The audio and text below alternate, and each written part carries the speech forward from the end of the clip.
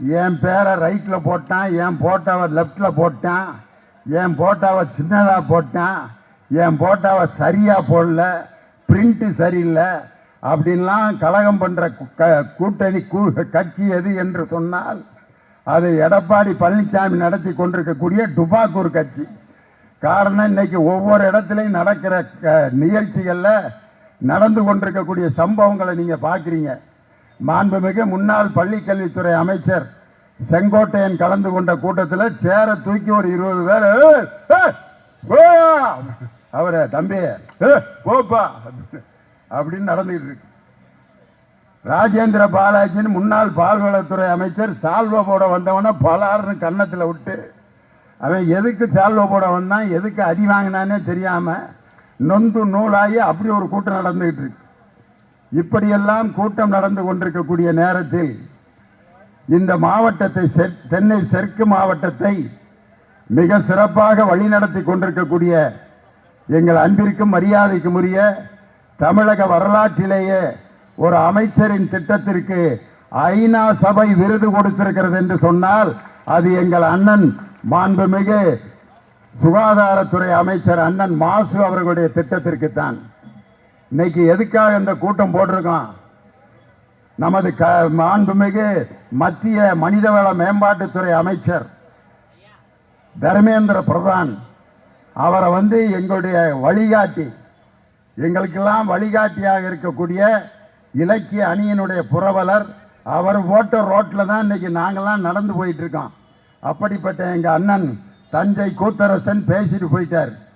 கூத்தரசன் அப்படிங்கிற பேரை பார்த்தோன்னா உங்களுக்கு இவருக்கு உண்மையான பேர் கூத்தரசனான்னு யோசிக்க வரும். நடராஜுங்கிற பேரை தான் கூத்தரசன் அப்படின்னு மாற்றிக்கிட்டார்.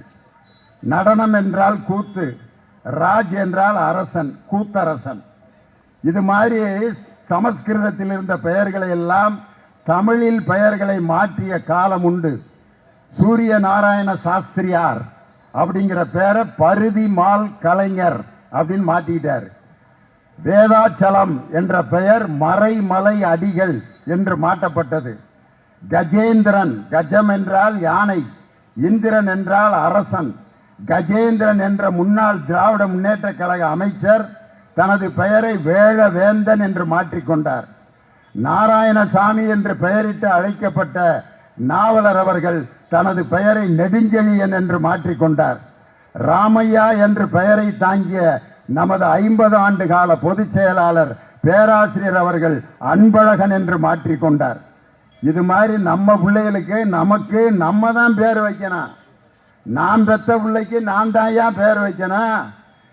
ஏன் மாநிலத்தில் இருக்கிற மக்களுக்கு என்ன கல்வி கற்றுக் கொடுக்கணும்னு எனக்கு தான் தெரியுமே ஒழிய நீ என் மாநிலத்தினுடைய கல்வியை தீர்மானிக்க கூடாது என்று முதலில் இந்தியாவிலேயே போர்க்குரல் கொடுத்த ஒரு முதலமைச்சர் முத்துவேல் கருணாநிதி ஸ்டாலின் என்ற அந்த வீர முதலமைச்சர்.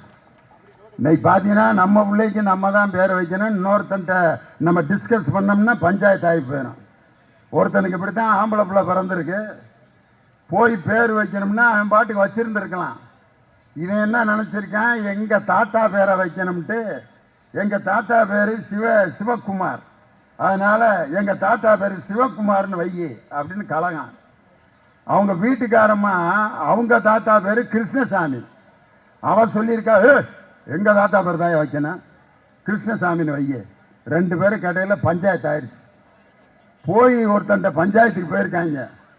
அவன் இப்படியே பார்த்துட்டு, நான் சொல்கிற பேரை வைங்க, உங்கள் பிரச்சனை தீர்ந்துருட்டான். சொல்லுங்க ஐயா, சிவராமகிருஷ்ணன் அப்படின்னு வச்சு விட்ருங்க. 2 பேருக்கு தாத்தா பேரும் அதில் அடங்கியிருக்கு. ஆஹா தெய்வமே, என் குடும்ப பிரச்சனையே தீர்த்து வச்சுட்டியா ஐயா அப்படின்னு சிவராமகிருஷ்ணன் வச்சுட்டான். வச்சுட்டு ஒரு மாதம் கழித்து மல்லாக்கப்படுத்தி யோசிச்சுக்கிட்டு இருக்கான். சிவசாமி எங்கள் தாத்தா பேர், கிருஷ்ணசாமி அவளோட தாத்தா பேர், ராமே யார்ரா இடையில அப்படின்ட்டு அவனை கூப்பிட்டுட்டு, யார்ரா ராம, அது எங்க தாத்தா பேருன்னு இருக்கான். இதுக்கு தான் நம்ம பிள்ளைகளுக்கு நம்ம பேர் வச்சுட்டோம்னா பஞ்சாயத்து இருக்காது. நம்ம குழந்தைகளுக்கு எது கல்வி என்பதை தீர்மானிக்கிற உரிமை நமது மாநிலத்துக்குத்தான் இருக்கிறது. இன்னைக்கு 2 மொழிகளை படித்தவர்கள் எப்படிப்பட்ட வெற்றியை எல்லாம் பெற்றிருக்கிறார்கள். அதுக்கு வேற உதாரணமே தேவையில்ல. 1949ஆம் ஆண்டு நம் திராவிட முன்னேற்ற கழகத்தை கொட்டும் மலையில் ராபின்சன் பூங்காவில் துவங்கிய பேரறிஞர் அண்ணா 2 மொழிகளை படித்துதான் உலக புகழ் பெற்ற ஒரு பேரறிஞரானார். ஏல் பல்கலைக்கழகத்துக்கு அண்ணா போயிருக்காரு. அண்ணாவோட உருவத்தை பார்த்துட்டு அவங்க எல்லாம் யாரா இருந்தாலும் தி சீஃப் மினிஸ்டர் ஆஃப் தமிழ்நாடுன்னு வெத்தலை வாக்க போட்டு அப்படியே இருக்காரு. பொடி மட்டை போட்டு மூக்கெல்லாம் பொடி போட்டு அப்படியே ப்ரௌன் கலர்ல இருக்கு. சட்டை பட்டனை கூட ஒழுங்கா போடாம அந்த கோட்டு வேற போட்டு விட்டுருக்காங்க. அண்ணா உள்ளுக்கு இருக்கிற சட்டையில பட்டனை மேலே இங்கேயும் போட்டிருக்காரு. வெள்ளைக்காரங்க அந்த டை உட்பட கரெக்டா கட்டி அப்படி ஷூ போட்டு எஸ் அப்படிமா. அண்ணா அந்த கோட்டை போட்டுக்கிட்டு நடக்கவே தெரில. போயிட்டு அவரை எல்லாரும் இவரை போய் தமிழ்நாட்டில் முதலமைச்சரா எப்படா வச்சிருந்தாங்கன்ட்டு ஒரு பத்திரிக்கைக்காரன் கேட்டான். அப்ப அண்ணா இங்க முதலமைச்சராக இருந்த போது ஒரு கல்வி திட்டம் கொண்டு வரப்பட்டது. அந்த திட்டத்துக்கு பேரு மெட்ரிகுலேஷன். ஒரு பத்திரிகைக்காரன் கேட்கிறான், what you thinking about matriculation, what is your opinion about matriculation? அண்ணா பதில் சொல்றாரு, matriculation is the botheration of the education. After a great consideration I came to this conclusion அப்படின்னாரு. அவன் கேட்டவன், என்னடா நம்ம ஆங்கிலத்தை இந்த மனுஷன் இந்த போர்டு போடுறாருன்ட்டு இன்னொரு கேள்வி கேட்டிருக்கான். ஏபிசிடி 4 எழுத்து வராம 100 வார்த்தை உங்களால சொல்ல முடியுமா? ஏபிசிடி 4 எழுத்து வரக்கூடாது, 100 வார்த்தை. அண்ணாவை டெஸ்ட் பண்றான். அண்ணா, டேக் இட் ஃப்ரம் மீ, 1 2 3 4. இதுல போனா ஏபிசிடியே வராது. 99 வரைக்கும் சொன்னாரு. அதுல எல்லாத்துலயுமே ஏபிசிடி இல்ல. அதுக்கு அடுத்து 100ன்னு சொன்னாருன்னா டி வந்துடும். அதுல 99 மாட்டினார் அண்ணா. 100ன்னு சொல்லி மாட்டிடுவாருன்னா அண்ணா 99 அப்படின்னு அந்த பத்திரிக்கைக்காரன் எஸ் ஸ்டாப் அப்படின்னாரு. 100வது வார்த்தையாக ஸ்டாப்னு சொல்லி ஏபிசிடிங்கிற 4 எழுத்து வராம 100 வார்த்தைகளை ஆங்கில மொழி படித்தவனிடம் போய் பேசிய அண்ணாவுக்கு ஹிந்தி தெரியாதியா? அமெரிக்க பல்கலைக்கழகத்தில் அவர்கள் கண்ணிலேயே விரலை விட்டு ஆட்டினார் இருமொழி கொள்கையில் படித்த நம் பேரறிஞர் அண்ணா. அதே மாதிரி அண்ணாவும் தந்தை பெரியாரும் மும்பைக்கு போயிருக்கிறாங்க. யார? முகமது அலி ஜின்னா அவர்களை திராவிட நாடு சம்பந்தமா பேசுறதுக்கு பெரியாரும் அண்ணாவும் மும்பை பாம்பேக்கு போயிருக்காங்க. அங்க தாராவி பகுதியில் பெரிய கூட்டம். அந்த கூட்டத்துக்கு பேச தலைமை தாங்க வந்திருப்பவர் யாருன்னா, இந்திய அரசியலமைப்பு சட்டத்தை உருவாக்கிய சட்ட மாமேதை அம்பேத்கர் தலைமையில் அந்த கூட்டம். பெரியாரும் அண்ணாவும் அந்த கூட்டத்தில் கலந்துக்கிறாங்க. பெரியாரும் அண்ணாவும் பொது இடத்துக்கு வந்தா எப்படி தெரிவாங்கன்னா, பெரியார் நல்ல தாடி வச்சுட்டு உயரமா அப்படி ஒரு கருப்பு சட்டை போட்டு அப்படி நடந்து வருவார். அண்ணா பெரியாருடைய இடுப்புக்கு தான் இருப்பார். அதை பார்த்தா மந்திரவாதியும் அசிஸ்டன்ட் வர்ற மாதிரியே இருக்குமா. யாரா அந்த மந்திரவாதி ஒரு அசிஸ்டன்டோட வந்திருக்கான்ட்டு அப்படி இருக்கும் தோற்றம். அம்பேத்கர் தலைமை தாங்கிற மேடையில் அண்ணாவும் பெரியார் இருக்காங்க.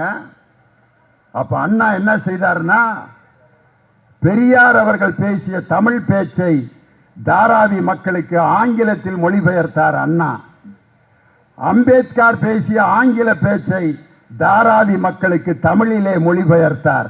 இந்த 2 மொழிகளை வைத்துக்கொண்டு அம்பேத்கர் பேசியதை தாராவி மக்களுக்கு பேச்சை அதை மொழிபெயர்த்து கொடுத்த பேரறிஞர் அவர்களால் உருவாக்கப்பட்ட இயக்கம் திராவிட முன்னேற்ற கழகம். இன்னைக்கு இசைஞானி இளையராஜா போய் லண்டன்ல சிம்பொனி இசை அமைச்சிட்டு வந்திருக்காரு. இசைஞானி இளையராஜாவுக்கு ஹிந்தி தெரியுமா? தமிழ் தான். ஆனா அவர் சொல்றாரு, நான் என்ன கர்நாடக சங்கீதம் பாட்டு போட்டாலும் மக்கள் கைதட்ட மாட்டேங்கிறாங்க. வழி நெடுக காட்டு மல்லி யாரும் அத பார்க்கலியே அப்படின்னா, அட சும்மாரியா அப்படிங்கிறாங்க. ஆனா நான் பாடின இன்னொரு பாட்டை பாடினா கூட்டமே எந்திரிச்சு குத்தாட்டம் போடுறேன். ನೆಲ ಅದು ವಾನತ್ತು ಮೇಲೆ பல்லானது ஓடத்து மேலே வந்தாடுத்து தேடிது ஒன்ன ஒய்யா ஹோய் அது என்ன ஹோய் பொழுதானா போதும் தொண ஒன்று வேணும் இளங்காழ ஆட்டம் விடிஞ்சாத்தான் போகும்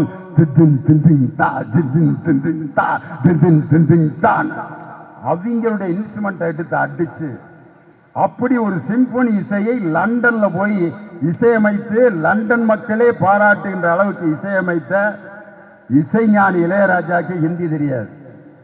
அந்த இசைஞானி சிம்பொனி இசை அமைக்க போறப்ப முதலில் பாராட்டு தெரிவித்த தலைவர் நம் திராவிட மாடல் முதலமைச்சர் தளபதியார் அவர்கள். அதுக்கப்புறம் மத்திய அமைச்சர் முருகன் போய் சால்வையை போட்டு ஏற்கனவே முதலமைச்சரே போட்டு போயிட்டாரியா, நீ எதுக்கு அங்க வந்த? அதுக்கப்புறம் அண்ணாமலை போக்குவரத்தெல்லாம் அதுக்கப்புறம் போதுங்க. என் தலைவனை பார்த்து காப்பி அடித்து கொண்டிருக்கக்கூடிய உங்களுக்கு தமிழ்நாட்டுக்கு நிதி தர மறுப்பதற்காக போடப்பட்ட கூட்டம் தான் இந்த கண்டன பொதுக்கூட்டம். இன்னைக்கு பார்த்தீங்கன்னா அருமையான தலைமை கழகத்திலிருந்து என்ன இந்த கண்டன பொதுக்கூட்டத்தில் நம்ம பேசணுமோ அதை அற்புதமா இன்னைக்கு கொடுத்துருக்காங்க. என்னன்னா ஒவ்வொரு முறையும் எப்பெல்லாம் இந்த தொகுதி மறுசீரமைப்பு நடந்தது அப்படின்னு கொடுத்துருக்காங்க. அதுல முதலில் நடந்த தொகுதி மறுசீரமைப்பு 1961 நடந்திருக்கு. அந்த 61 நடக்கும் பொழுது 6 லட்சம் பேருக்கு ஒரு எம்பி அப்படின்னு கணக்கு போட்டு 494 பேர். அதுக்கப்புறம் 1961 ஒரு கணக்கெடுப்பு நடந்திருக்கு. 7 லட்சம் பேருக்கு ஒரு எம்பிங்கிற முறையில் 522. அதுக்கப்புறம் 1971 நடந்த கணக்கெடுப்புல 10 லட்சம் பேருக்கு ஒரு எம்பிங்கிற முறையில் 541. இன்னைக்கு வரைக்கும் இந்த 543 தான் இன்னைக்கு 43. அதுதான் இன்னைக்கு பர்மனண்டா இருக்கு. 1976 ஆண்டு இந்திரா காந்தி அவர்கள் பிரதமராக இருக்கும் பொழுது அப்ப மக்கள் தொகை கணக்கெடுப்பு எடுக்கலாமான்னு கேட்டப்ப இந்திரா காந்தி சொல்றாங்க, இப்போதைக்கு அது வேணாம், 25 ஆண்டுகளுக்கு பிறகு அதை நடத்திக்கலாம். மக்கள் தொகை அதிகமா பெருகிருச்சு, மக்கள் தொகையை கட்டுப்படுத்துறதுக்கு இப்ப நம்ம திட்டம் போடணும் அப்படின்னு சொல்லி வந்ததுதான் குடும்ப கட்டுப்பாடு திட்டம், ஃபேமிலி பிளானிங் டிபார்ட்மெண்ட். அதுக்குன்னே ஒரு ஆபீசர், ஃபேமிலி பிளானிங் ஆபீசர் அப்படின்னு ஒருத்தரை போட்டு சிவப்பு முக்கோணம் அப்படின்னு ஒரு சின்னம் அதை போட்டு எழுதி போட்டிருப்பாங்க. 2 பெற்றால் இன்பமயம், 1 பெற்றால் ஒளிமயம், நாம் இருவர் நமக்கு இருவர், நாம் இருவர் நமக்கு ஒருவர். இப்படிதான் ஒரு குடும்ப கட்டுப்பாடு மீட்டிங் நடந்துட்டு இருக்கு கலெக்டர் தலைமையில். ஃபேமிலி பிளானிங் ஆபீசர் உட்காந்துருக்காரு. கலெக்டர் கூப்பிட்டு, வாயா குடும்ப கட்டுப்பாடை பற்றி ஒரு 10 நிமிஷம் பேசு. ஐயா ஒன்றும் தயார் பண்ணிட்டு வரலையா அப்படின்னு இருக்காரு. தயார் பண்ணல, அப்போ தான் நீ நல்லா பேசுவ, பேசியா அப்படின்னா அந்த ஃபேமிலி பிளானிங் ஆபீசரு, லேடிஸ்லாம் கோச்சிக்க கூடாது, என்ன பேசினாருன்னு உங்கள்கிட்ட பேசி காட்டுறேன், நீங்க நல்ல கவனிச்சா தான் புரியும் உங்களுக்கு. மாண்புமிகு ஆட்சித்தலைவர் அவர்களுக்கு வணக்கம். நான் இந்த இதை பற்றி கொஞ்சம் இது பண்ணணும்னு நான் வந்திருக்கேன்.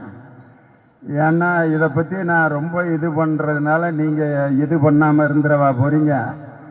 நீங்கள் இது பண்ணதுனால தான் இப்போ பூரா இதாக கிடக்குது.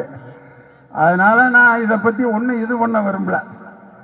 நீங்கள் அந்த இதாக இருப்பீங்கல்ல, இதா அப்போ அந்த இது இருக்குல்ல, அதை கொஞ்சம் இது பண்ணிக்கிட்டீங்கன்னா நான் எதுக்கு இதை பற்றி இது பண்ணுறேன். அதனால் நீங்கள் அந்த இதாக இருக்கப்போ அந்த இதை கொஞ்சம் இது பண்ணிக்கிங்க. அதனால் நான் இதை பற்றி ரொம்ப இது பண்ணேன்னா இவன் இதில் ரொம்ப இதாக இருப்பான் போல இருக்குன்னு என்ன இதாக நினச்சிருவீங்க. அதனால் நீங்கள் கொஞ்சம் இதாக இருக்கிறப்ப அந்த இதை கொஞ்சம் இது பண்ணிக்கிட்டீங்கன்னா நான் ஒன்றும் இது பண்ண விரும்பல. நன்றி வணக்கம்னார். இப்போ நீங்களாம் எதுக்கு சிரிச்சிங்க?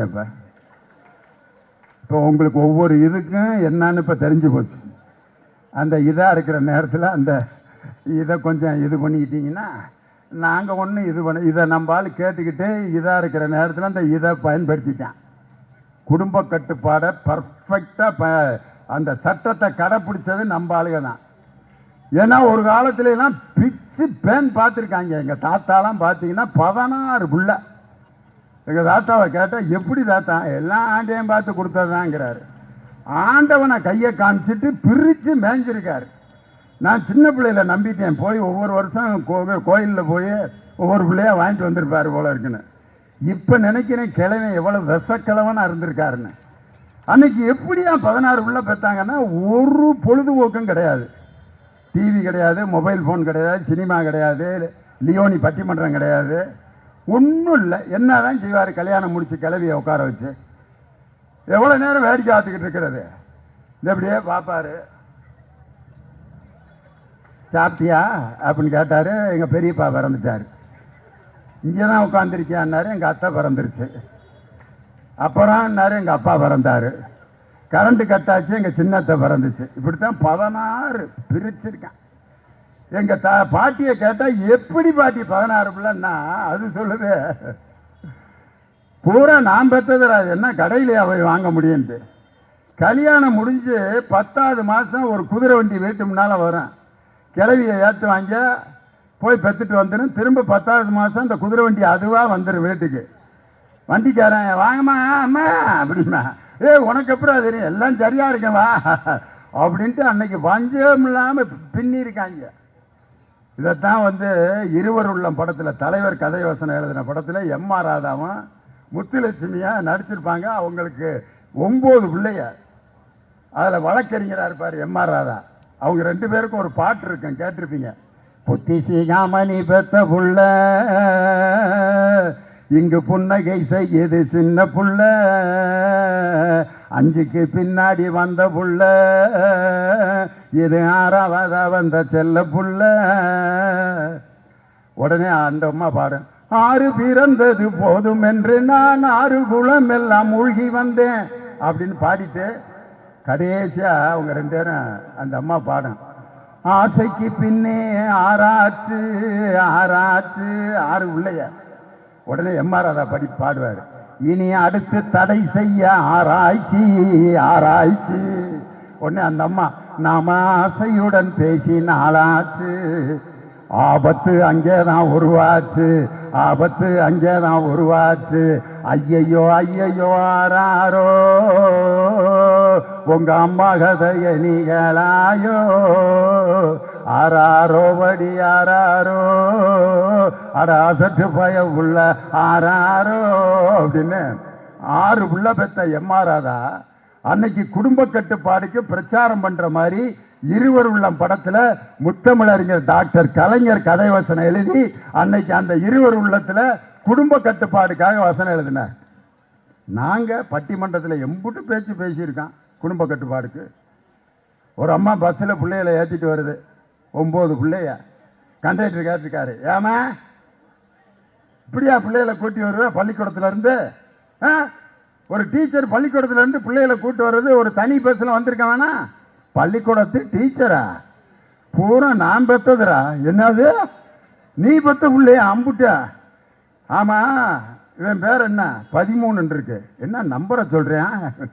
13? ஆமா, பேர் வச்சு வச்சு எங்க அப்பாவுக்கு போர் அடிச்சு போச்சு, அதனால நம்பரை போட்டு விட்டாரு. பக்கத்தில் இருக்க வேலை ஓம் பேருன்னு கேட்டா 13 ஏன் இருக்கான். ஏன்டான்னு கேட்டா நாங்க 2 பேரும் ஒன்னா பிறந்தான், அதனால 13 நான் 13 ஏ அப்படின்னு. ஏமா இவ்வளவு பிள்ளைகளையும் மொத்தமா கூட்டிட்டு வந்திருக்கிய, உனக்கு கொஞ்சமாவது மனசாட்சி இருக்கா?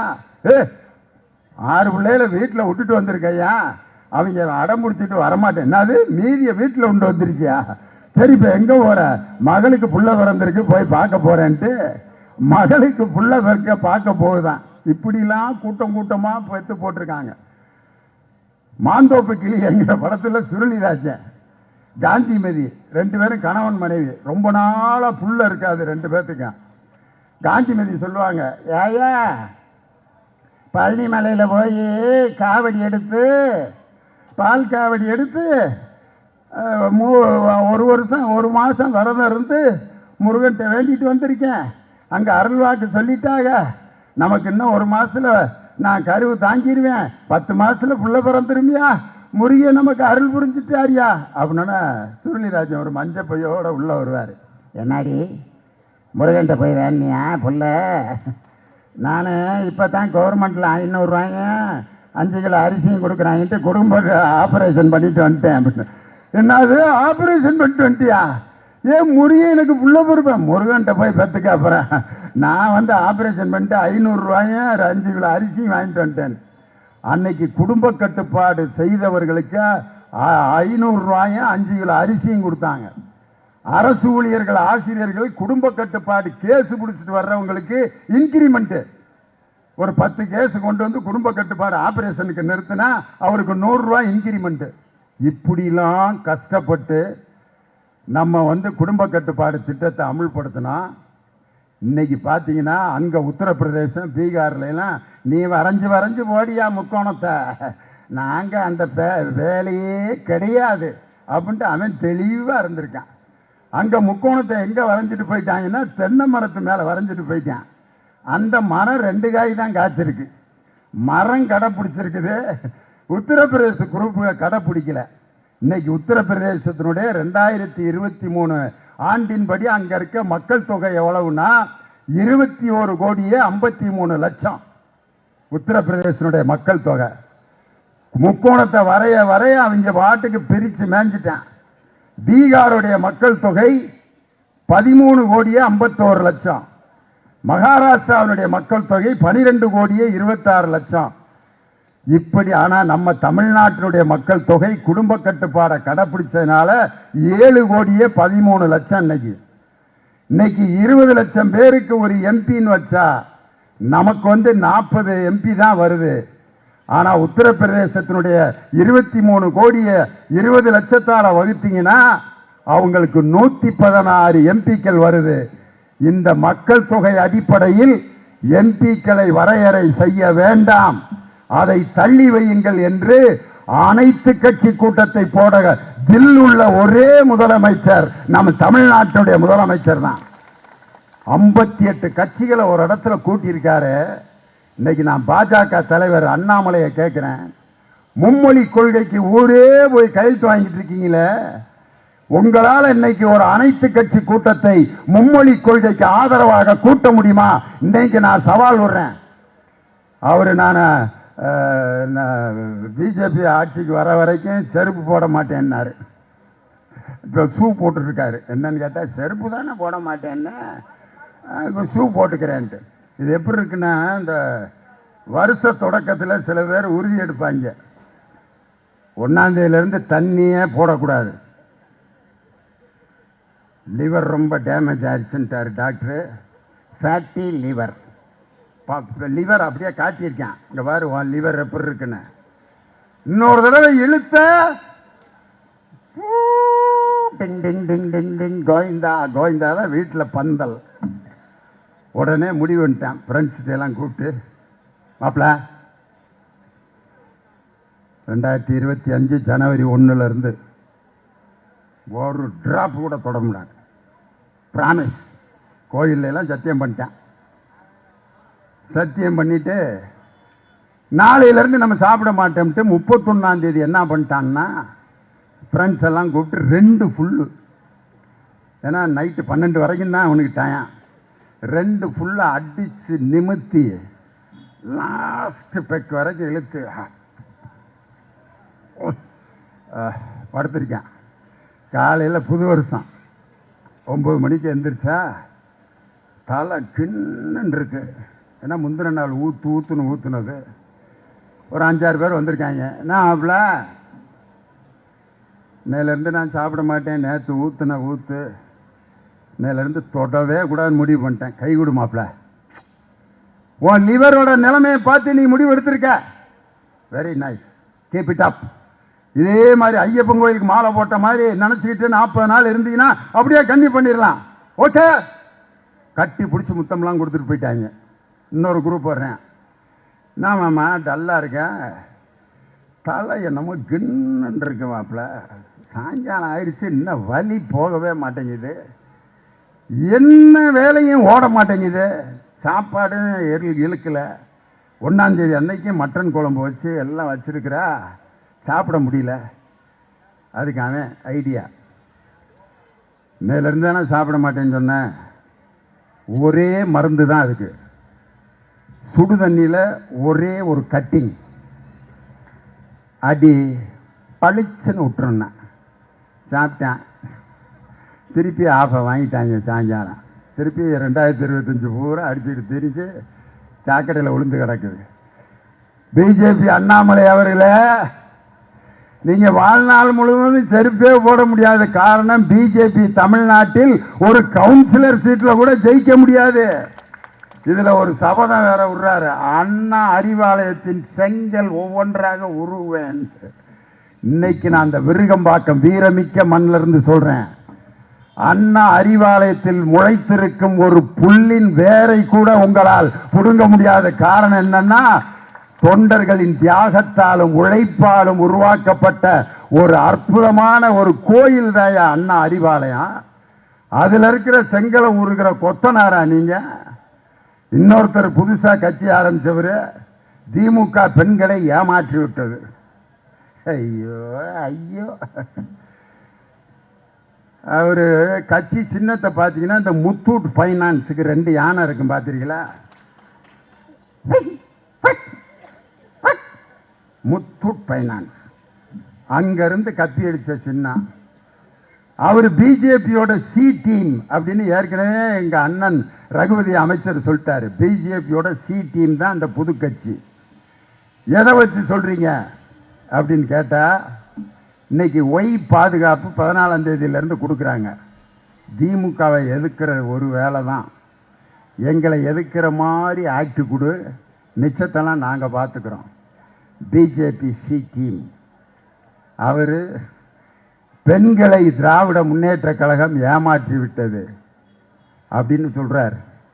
இன்னைக்கு நான் கேட்குறேன், அவர் படத்தில் இருக்கிற ஒரு பாட்டை போட்டு, சிங்கப்பெண்ணே சிங்கப்பெண்ணே ஆணினமே உன்னை வணங்குமே, நன்றி கடன் செய்வதற்கே கருவிலே உன்னை ஏந்துமே, ஒரு முறை தலைகுனி எரி எரி எரி இமயத்தில் நீ ஏறு, உன்னை பெண்ணென்று கேலி செய்த கூட்டம் ஒரு நாள் உன்னை வணங்கிடும் உயர்ந்து நெல்லு. சினிமாவில் வேணா நீங்க சிங்க பெண்களை உருவாக்கலாம், ஆனால் நிஜ வாழ்க்கையில் சிங்க பெண்களை உருவாக்கிய ஆட்சி நம் திராவிட மாடல் ஆட்சி. இன்னைக்கு ஒரு ஐஜியா ஒரு அம்மா நிக்குது, அந்த ஐஜி நிக்கிறாங்க, பக்கத்தில் இருக்கிற எஸ்பிலாம் எஸ்பி டிஎஸ்பி எல்லாம் வந்து, அம்மா போமேன் போ, எஸ் ஓகே மேடம், சரிதான் இல்லையா? இந்த சிங்க பெண்களை உருவாக்கிய ஜிஓல பெண்களும் காவல்துறையில் பங்கேற்கலாம் என்ற ஜிஓல கையெழுத்து போட்டவர் என் தானை தலைவர் டாக்டர் கலைஞர். திமுக வந்து பெண்களை ஏமாற்றுகிறதுன்னு என்ன வார்த்தையை வச்சு சொல்றாரு? ஐயோ ஐயோ ஐயா தம்பி, what bro, it is not wrong bro, it is worst bro. அவ்வளோதான், முடிஞ்சு கதை. ஒஸ்ட். காரணம் என்னன்னா, சினிமாவில் ஒரு டயலாக் பேசிட்டா, நானும் நடிச்சிருக்கேன் ஒரு படத்தில், டயலாக் வந்து சொல்லி கொடுப்பாங்க,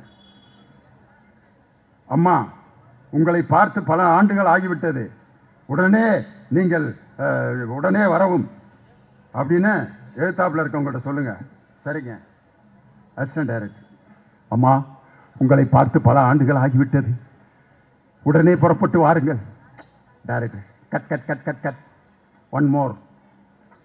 அம்மா உங்களை பார்த்து பல ஆண்டுகள் ஆகிவிட்டது, உடனே புறப்பட்டு வாருங்கள். அப்படி சொல்லுங்க சார்.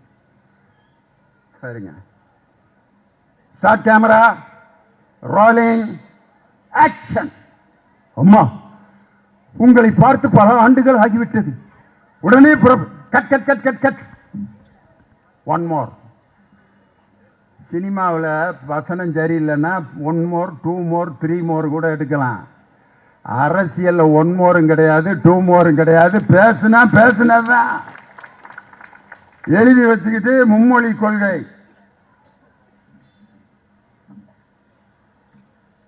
கரெக்டு, நடுவில் கொஞ்சம் பக்கத்தை காணா, மும்மொழி கொள்கை மும்மொழி கொள்கை. கீழே உட்காந்துருக்கவங்கலாம் இந்த தலைவருக்கே மும்மொழி கொள்கைன்னா என்னன்னு தெரியல, பேப்பரில் பிட்டடிச்சுக்கிட்டு இருக்காரு, நம்ம எப்படா வாழ்க்கையை ஓட்டுறதுன்ட்டு. 1967 அண்ணா வெற்றி பெற்றதை போல் அண்ணா 1967 வெற்றி பெறுறதுக்கு 49 கட்சி ஆரம்பித்து மேடை தோறும் தமிழ் முழக்கம் செய்து இது போன்ற மேடைகளை பல்கலைக்கழகமாக மாற்றி பேசிய பேரறிஞர் அண்ணா 49 கட்சி ஆரம்பிச்சு 67 ஆட்சியை பிடிச்சார். இந்த குரூப் உடனே நான் என்னத்தை சொல்ல, வேற உதாரணம் சொன்னேன். 26 கேமரா இருக்கு, என்னத்தையாவது போட்டு விட்டுருவாங்க.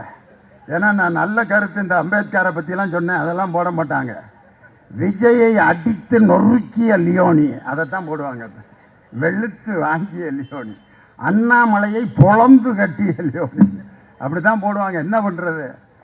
இருந்தாலும் இன்னைக்கு நம்ம வாழ்க்கையில் என் தானை தலைவர் டாக்டர் கலைஞருடைய அந்த ஆட்சி காலத்தில் பெண்களுக்கு கொடுக்கப்பட்ட உரிமைகள் 1929ஆம் ஆண்டு செங்கல்பட்டு மாநாட்டிலே தந்தை பெரியார் உருவாக்கிய சொத்துரிமையை சட்டமாக்கி அதை நடைமுறைப்படுத்தியவர் நம் முத்துவேல் கருணாநிதி ஸ்டாலின் என்ற நம் தமிழ்நாடு திராவிட மாடல் முதலமைச்சர். அதை விடுங்க, சின்ன சின்ன விஷயங்கள்ல எவ்வளவு பேர் பெண்களுடைய மனசை தொட்டிருக்காரு. எத்தனை விஷயம்யா. இந்த ஜவுளி கடையில் வேலை பார்க்குற பொம்பளை பிள்ளைய அதுகளை இந்த துணி எடுக்க போகிறவங்க கொஞ்சம் பாடாப்படுத்துகிறாங்க. இந்த பச்சை கலர் சேலையை பூரா எடு அப்படிமா எடுத்து போடுங்க, ரொம்ப பச்சையாக இருக்கு. இன்னும் கொஞ்சம் லைட்டு பச்சையெல்லாம் எடு, லைட்டு பச்சையெல்லாம் எடுத்து ரொம்ப லைட்டாக இருக்கு. ரெண்டுக்கு மீடியமாக எடுத்து எடுத்து போடுறியா. பக்கத்தில் கூட போன புருஷன் எதையாவது எடுறி ஏன்டி இப்படி உசுர வாங்குற, வெளியே போய் இல்லையா, நாங்கள் மெதுவாக எடுத்துகிட்டு வர்றேன். வெளியே போய் ஒரு தம்மை பொத்து வச்சுட்டு எத்தனை மணிக்கு வர போகிறாளோ இந்த சீலையை பூரா பார்த்து முடிச்சுட்டு அப்புறம் வந்துருச்சு அந்த அம்மா. எடுத்துட்டியா? ஒன்றும் சரியில்லை, வாங்க அடுத்த கடைக்கு போகலான்னு 4 மணி நேரம் சீலை எடுத்து போடுற வரைக்கும் அந்த சகோதரி நின்று கொண்டே அந்த புடவைகளை காட்டி கொண்டிருந்தால் என் தலைவர் அந்த காட்சியை பார்த்தாரியா. ஒரு சகோதரி ஒரு சின்ன சம்பளத்துக்காக நாள் முழுவதும் நிற்கக்கூடாது என்று அவர்களுக்கு இருக்கை தர வேண்டும் என்று சட்டம் போட்ட ஒரு தலைவர் எங்கள் தளபதி மு.க. ஸ்டாலின். எத்தனை சின்ன விஷயம் அது. எங்க அம்மாலாம் என் கூட பிறந்தது 10 பேர். எங்க அம்மா நிறைய என்ன பண்றது, எங்க அப்பா குடும்ப கட்டுப்பாடை மீறினதுனால தான் லியோனி இங்கே இருக்கேன். எங்க அப்பா குடும்ப கட்டுப்பாடு திட்டத்தை அமுல்படுத்தியிருந்தாருன்னா நான் 3வது பையன் எப்படி வந்திருப்பேன்? மீறினதுனால தான் லியோனிங்க. எங்கள் அம்மா ஸ்கூலில் டீச்சரு. எனக்கு அடுத்து பிறந்த தங்கச்சி தம்பியெல்லாம் எங்கள் அம்மாவுக்கு மகப்பேறு விடுப்பு எவ்வளவு மாதம் கொடுப்பாங்கன்னா 2 மாதம். என் தங்கச்சி கை குழந்தை. எங்கள் அம்மா பக்கத்தில் பாடம் நடத்திட்டு பக்கத்தில் இருக்கிற மரத்தில் தொட்டி கட்டி போட்டு நான் 3ஆம் கிளாஸ் படிச்சுட்டு இருப்பேன். என் தங்கச்சி அழுகிற சத்தம் கேட்டோன்னா அந்த குழந்தைய தூக்கிட்டு போய் எங்கள் அம்மாட்ட சொல்லி, அம்மா பாப்பா அழுகுதுமா அப்படின்னா எங்கள் அம்மா அந்த சத்துணவு மதிய உணவு ஆக்குற அந்த கூரை கொட்டைக்கு பின்னாடி உட்காந்து என் தங்கச்சிக்கு பால் கொடுத்த அந்த காட்சியை நான் பார்த்தேன். இப்படி ஒரு பெண் மகப்பேறு விடுப்பு 2 மாதம் 3 மாதம் இருந்ததை அரசு ஊழியர் ஆசிரியர்களாக்கக்கூடிய பெண்களுக்கு அந்த மெட்டர்னிட்டி லீவ் என்று சொல்லப்படுகின்ற மகப்பேறு விடுப்பை 1 வருடம் என்று மாற்றி தந்த தலைவர் நம் தமிழக முதல்வர். யாரு செய்வாயாது? நம்ம மக்கள் நல்வாழ்வுத்துறை அமைச்சருக்கு ஏன் ஐநா சபை விருது கிடைச்சிச்சு? ஒரு 100 நாள் வேலை செஞ்சுட்டு இருக்கிற ஒரு அம்மா திடீர்னு மயக்கம் போட்டு விழுந்துருச்சு. ஆஸ்பத்திரி கூட்டு போறாங்க, பிரஷர் செக் பண்றாங்க. பிரஷர் 300 இருக்கு. அந்த அம்மாக்கு பிரஷர்னா என்னன்னே தெரியல. அது எதுக்குங்க எனக்கு 300 இருக்கு, 300 இருந்தா ஒரு 100 ரூபா 100 வேணா சேர்த்துக்குங்க. பிரஷரை 100ல் சேர்த்துக்கிறதுனா என்ன காசாது? உடம்புல இருக்க ரத்த அழுத்தம் அப்படின்னா என்னன்னு தெரியல. இன்னொரு அம்மா வேலை பார்த்துக்கிட்டு இருக்கிற வயக்காட்டில் நாற்று நட்டு இருக்க அம்மா மயக்கம் போட்டு விழுகுது. சுகர் டவுன் ஆயிடுச்சுன்ட்டு டாக்டர் சுகர்னா என்னன்னு தெரியல. தொற்றுகிற நோய்கள் உடனே தெரியும், அதுக்கு மருத்துவம் பார்த்துடலாம். தொற்றா நோய்கள், நான் கண்டேஜியஸ் டிசீஸ், நமக்கு இருக்கா இல்லையான்னு கூட தெரியாம பெண்கள் எவ்வளவு பேர் கிராமத்தில் படிக்காத பெண்கள் நம்ம ஊர்லயே இருக்காங்க. அந்த தொற்றா நோய்களான பிரஷர், சுகர் ஆம்பளைகளுக்கே தெரியலையே. எங்க ஊர்ல ஒரு லேப் ஒருத்தர் வச்சிருந்தாரு. அவர் ஊருக்கே சுகர் டெஸ்ட் பண்ணார். கிட்டத்தட்ட ஒரு 1,00,000 பேருக்கு சுகர் டெஸ்ட் பண்ணி அவங்க எல்லாம் குணமாயிருப்பாங்க. அம்புட்டு பேத்துக்கு டெஸ்ட் பண்ணவர் அவரு செக் பண்ணா முட்டாரு சுகரை. ஒரு நாள் லேப்ல உட்காந்துருக்கும் போதே மயக்கம் போட்டு போய் ஆஸ்பத்திரியில் அட்மிட் பண்ணாங்க. மேசிவ் அட்டாக், சுகர் இருந்ததுனால தெரியல, அவுட்டு. காலையில் மட்டன் வீட்டில் உட்காந்து ஞாயிற்றுக்கிழமை மட்டன் குழம்பு இட்லியும் சாப்பிட்டு இருக்கேன். 2 பக்கம் செல்போனு. இட்லியை பிச்சு மட்டன் குழம்புல தொட்டு இப்படி வாய்க்கிட்ட கொண்டு போறேன். போன் அடிக்குது. எப்ப முடிஞ்சா இறந்துட்டாரா? நல்லா தானடா இருந்தாரு. அங்கிட்டு இருந்து நல்லா இருந்தவர் தானடா சாக முடியும். அப்படியா? சரி சரி, ஏற்கனவே செத்தவரை திருப்பி சாக முடியுங்கிற அவன் மொக்கையை போடுறேன். அப்படியா? எப்படி இறந்தாரு? சுகர் இருந்திருக்கு, 300க்கு மேலே போயிருந்திருக்கு. காலையில் மட்டன் குழம்பு இட்லியும் சாப்பிட்டவர் தான். அங்கனே விழுந்துட்டார். இவனு இட்லி மட்டன் குழம்பு வச்சுருக்கான். இவன் திம்பான்னு நினைக்கிறீங்களா? பார்த்துட்டு நமக்கு இன்னைக்கு அவ்வளவுதான். அதுக்கப்புறமே இட்லி மட்டன் குழம்பு பார்க்குறப்பெல்லாம் இந்த டெட் பாடி தான் அவனுக்கு ஞாபகம் வந்திருக்கு. தொற்றா நோய்களால் இன்று எத்தனை பேர் இறந்து போனார்கள்.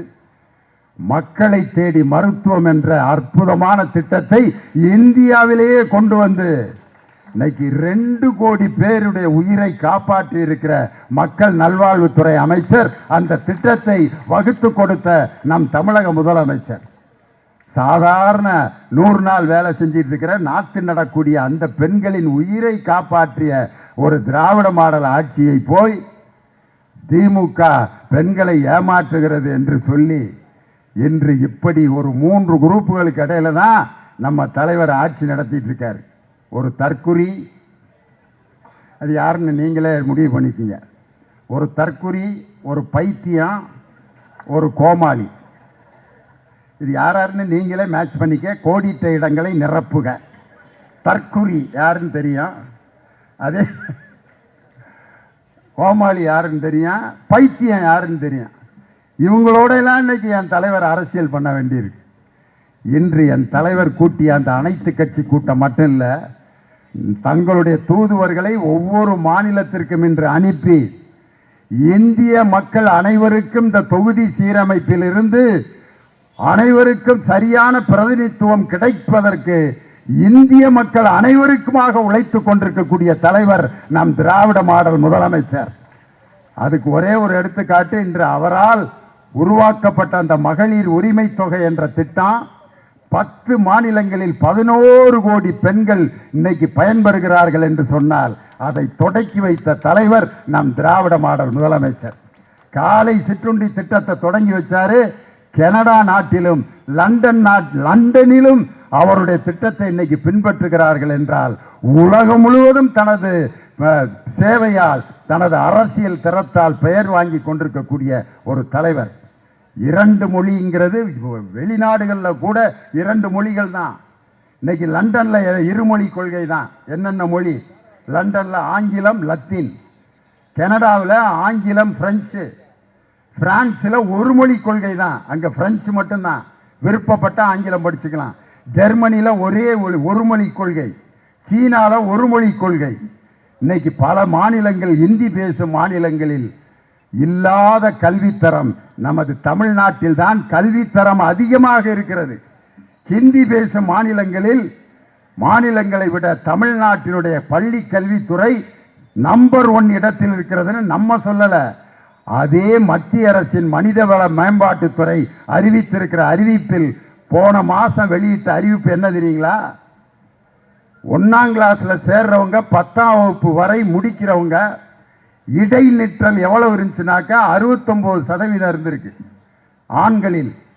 பெண்களில் இடைநிற்ற 69% முழுசா படிக்கிறவங்க, 31% இடையில் நின்று போய்விடுகிறார்கள். பெண்களில் 52%, 48% இடையில நின்று போயிடுறாங்க. இது எப்ப? 2009 எடுக்கப்பட்ட கணக்கு. இன்னைக்கு 2024 அந்த இடைநிற்றல் 69% என்பது 100% மாறி இடைநிற்றலே இல்லாத மாநிலம் என்று தமிழ்நாட்டை இன்று பள்ளி கல்வித்துறை உயர்த்தி காட்டி இருக்கிறது. 1ஆம் வகுப்புல சேர்ற குழந்தை 10ஆம் வகுப்பு வரைக்கும் 100% 10ஆம் வகுப்பு முடிக்கிறாங்க அப்படிங்கிற இலக்கை எட்டிய ஒரே மாநிலம் இந்தியாவில் தமிழ்நாடு மட்டும்தான். இதை நம்ம சொல்லல, மனிதவள மேம்பாட்டுத்துறை சொல்லியிருக்கு. இப்படி சாதனை படைத்துக் கொண்டிருக்கக்கூடிய இந்த மாநிலத்தை உயர்கல்வியிலும் பள்ளி கல்வியிலும் முடக்கி யாரும் படிக்கக்கூடாது என்பதற்காக உருவாக்கப்பட்ட கொள்கைதான் புதிய கல்விக் கொள்கை. 5ஆம் வகுப்பு 3ஆம் வகுப்புல கவர்மெண்ட் படிச்சனா அந்த பையன் என்ன செய்வான்? 3ஆம் வகுப்பு படிக்கிற 8 வயசு பையன், அவனுக்கு டவுசரே ஒழுங்கா போட தெரியாது. அவனுக்கு டவுசர் அவங்க அம்மா போட்டுத்தான் சட்டை பட்டெல்லாம் போட்டு விட்டு சாப்பாடு ஊட்டிக்கிட்டு இருக்குது. இன்னைக்கு அவனுக்கு போய் கவர்மெண்ட் பரீட்சை வச்சா அவன் என்னத்துக்கு ஆவான்? 3ஆம் வகுப்புல கவர்மெண்ட் பரீட்சை, 5ஆம் வகுப்புல கவர்மெண்ட் பரீட்சை, 8ஆம் வகுப்புல கவர்மெண்ட் பரீட்சை, 3 பரீட்சையில முக்காவாசி பேர் காலியாகி அம்புட்டு பயிலும் அந்த விஸ்வகர்மா தொழிலில் குலக்கல்வி திட்டத்தில் சேர்த்துட்டு தமிழ்நாடு கல்வியில் முன்னேறிவிடக் கூடாது என்பதற்காக செய்யும் சதி திட்டத்தை முறியடிக்கும் போர்படை தளபதி நம் திராவிட மாடல் முதலமைச்சரின் கரத்தை வலுப்படுத்த மும்மொழி கொள்கை திட்டத்தை ஏற்க மாட்டோம்.